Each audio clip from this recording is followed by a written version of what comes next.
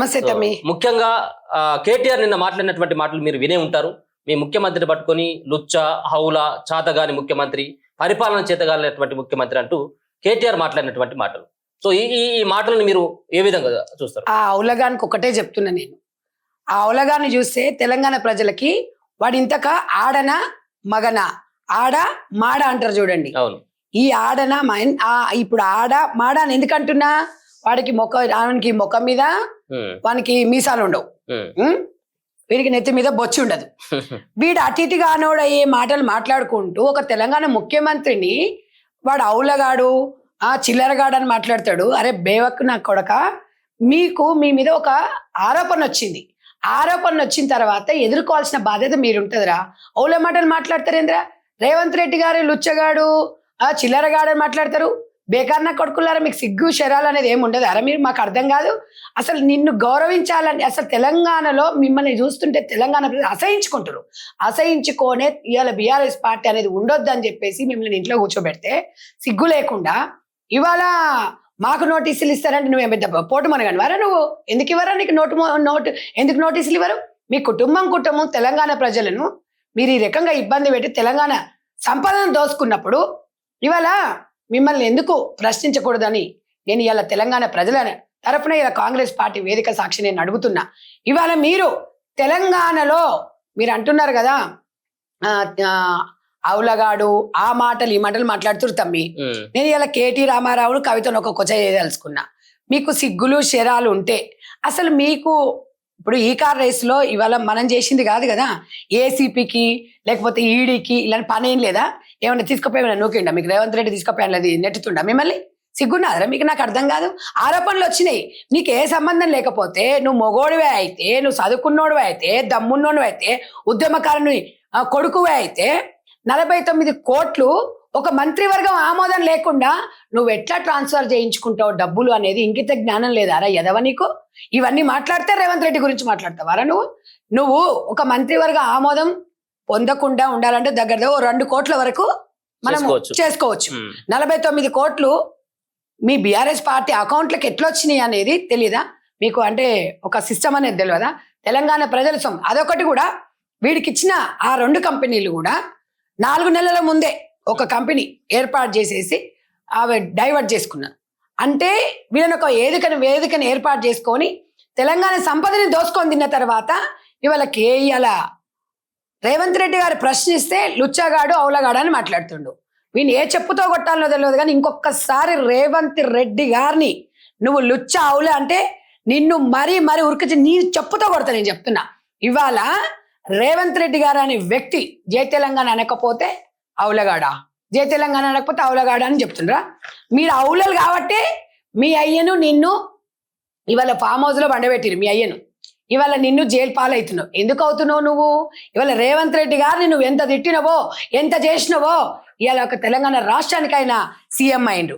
ఇప్పుడు ఒకటే చెప్తున్నారా కేటీఆర్, నీకు గతంలో పాడి కౌశిక్ రెడ్డికి ఏ గతి పట్టిందో వాడిని చెప్పాము. ఇంతకుముందు చెప్పులు మెడలు ఇస్తా అని చెప్పాము, గాజులు చీరలు కూడా కట్టిస్తామని చెప్పినావు. వాడు ఇప్పుడు మూసుకొని కూర్చున్నాడు. నెక్స్ట్ నువ్వే ఇలా మా గాంధీ భవన్ లో ఉన్న మా మహిళా సోదరులు అందరం కూడా ఇవాళ రేవంత్ రెడ్డి గారిని అంటే మా అన్న ఆయన తెలంగాణకు ఒక సీఎంను పట్టుకొని నువ్వు మాట్లాడుతున్నావు అంటే నేను మరీ చెప్తున్నాను కదా, చీరలు గాజులేసి పంపించాల్సిన పరిస్థితి అయితే వస్తుంది. ఎగిరెగిరి పడకండి. అంటే ఫోన్ ట్యాపింగ్లను నమ్ముకొని ఇక మేమే 20 సంవత్సరాలు అధికారం ఉంటామని అని లుచ్చనా కొడుకులారా మీరు?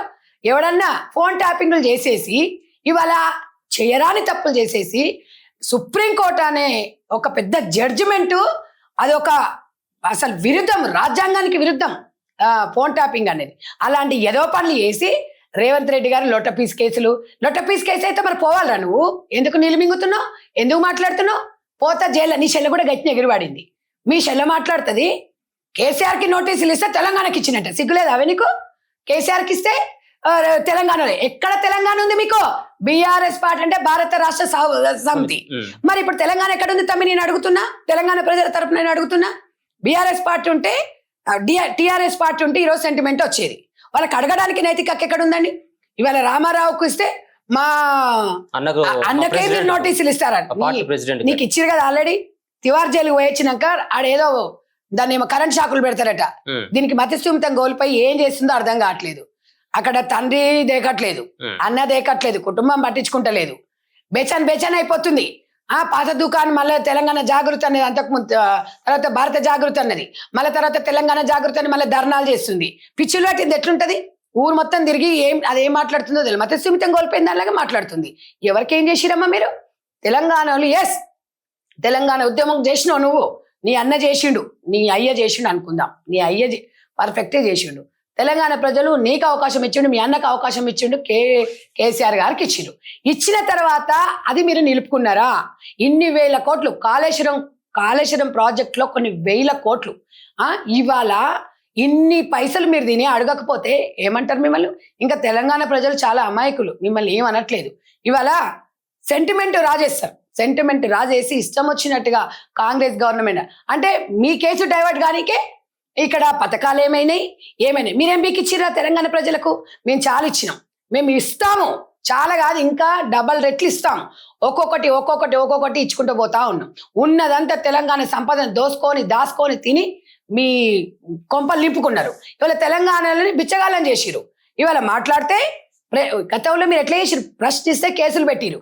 ఇవాళ మీ దాంట్లో నేను అడుగుతున్నాను, ఇవాళ తెలంగాణ రాష్ట్రంలో ఇంతగానం అవుతుంటే మీరు ఏం బీకిరని చెప్పేసి బీఆర్ఎస్ కార్యకర్తలను బలి చేస్తున్నారా? నువ్వేదో కేసుకు పోతుంటే నువ్వేమన్నా దేశాన్ని ఏమన్నా ఉద్ధరించి వచ్చినావా? ఎవరికి ఏం చేసావని చెప్పి కార్యకర్తలు ఎందుకు వాడుకుంటున్నారా? సామాన్యమైన కార్యకర్తల్ని లాఠీ చార్జీలు, పింక్ మీడియాను పెట్టేసుకొని నీ ఇష్టం వచ్చినట్టుగా ప్రవర్తిస్తావు. చట్టానికి ఎవరు చుట్టాలు గారు? రేవంత్ రెడ్డికి సంబంధం లేదు. విచారణలో భాగంగా ఏసీపీ రమ్మన్నప్పుడు ఈడీ రమ్మన్నాడు, కింద మీద మూసుకొని పోయి నువ్వు సమాధానం చెప్పాలి. అక్కడ నువ్వేందనేది నేను నేను మగోడిని, నేను ఏం తప్పు చేయలేదు అని చెప్పేసి నువ్వు మంచి నిర్దోషిలాగా బయటికి రావాలి. అది తెలంగాణ ప్రజలకు కావాలి. కానీ నువ్వు ఇష్టం వచ్చిన భాష మాట్లాడితే నిన్ను చెప్పాను కదా, నువ్వు అటు ఇటు కానోడు అని చెప్పి తెలంగాణ ప్రజలకు కూడా అర్థమైపోతుంది. ఒక మగవాడు ఎలా మాట్లాడాలి? రేవంత్ రెడ్డి గారి గురించి మాట్లాడే మొగోడు నువ్వా? ఆయన రాజకీయం చేసినప్పుడు నువ్వు ఏడున్నావు? ఇవాళ తెలంగాణ మీరు అంటున్నారు కదా, జై తెలంగాణను ఏం చేయాలంటే, అరే అవులే, జై తెలంగాణ అననోళ్ళని తీసుకొచ్చుకొని టీడీపీలను మొత్తం తీసుకొచ్చి మీ పార్టీలో చేర్చుకున్నారా? అప్పుడేం బీకిరావరా నువ్వు? అప్పుడేం బీకినావు? సిగ్గు శరం లేదా మీకు? ఇవాళ రేవంత్ రెడ్డి గారితో మాట్లాడుతున్నారు. ఇవాళ తెలంగాణ ప్రజలకు రేవంత్ రెడ్డి గారు ఇష్టం లేకపోతే కాంగ్రెస్ పార్టీ ఎట్లా అధికారంలోకి తెచ్చిండ్రు?